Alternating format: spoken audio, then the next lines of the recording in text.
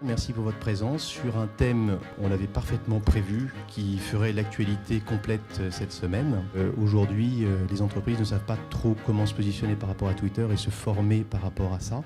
Donc l'expert aujourd'hui, c'est Virginie qui est sémiologue et qui nous fera part de sa réflexion par rapport à Twitter. Et puis Cathy qui, chez Orange, gère les relations presse, notamment régionales, en ayant répondu à certaines questions, mais pas toutes.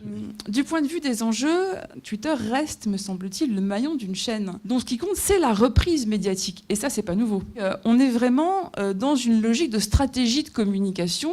Et ce qui compte, c'est évidemment ce qui est dit, évidemment la réactivité, mais surtout ce qu'on appelle maintenant le buzz, qui n'est autre que la reprise médiatique. Alors après, on peut imaginer, réfléchir à certaines règles et bonnes pratiques. La première, c'est certainement utiliser Twitter régulièrement. On ne sera pas suivi si on ne tweete pas. Ça peut paraître compliqué au début, parce que ça peut sembler vraiment une contrainte. Je vais perdre du temps. Qu'est-ce que je vais... Bon.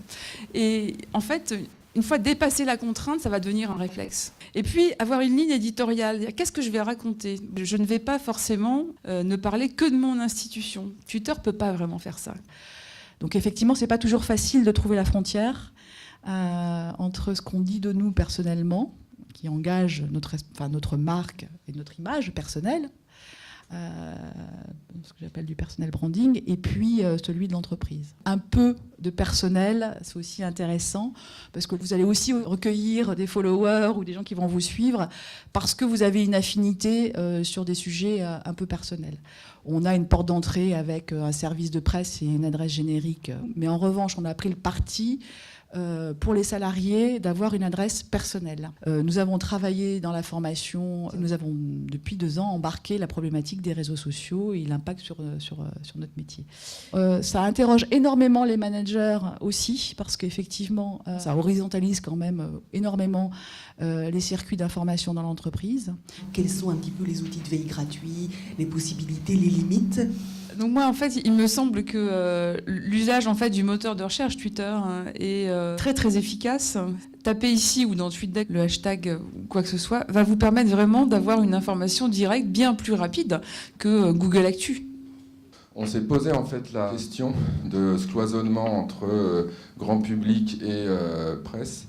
Et en fait, on a 2 comptes Twitter et je ne sais pas si c'est utile ou pas. Il y en a un qui est donc un compte grand public où on balance pas mal d'infos et il y a de fait beaucoup de journalistes qui le suivent. Et on en a créé un autre qui a usage restreint, donc il faut être abonné. Mais la question qu'on se pose fondamentalement, c'est est-ce qu'à un moment on peut essayer de segmenter justement ces cibles, ou est-ce que finalement il faut que tout soit ouvert et accessible ? Moi je trouve ça très malin, le fait d'avoir un compte Twitter pour les journalistes. Et donc de privilégier une information qui leur est réservée. Donc c'est plutôt comment vous voulez créer votre relation avec votre sphère d'influence, sachant que et le grand public et les journalistes ne répondent pas aux mêmes objectifs et à la même demande.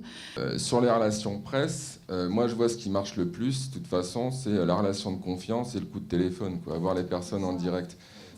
Twitter a vraiment pris une place prépondérante, c'est aussi une source d'information.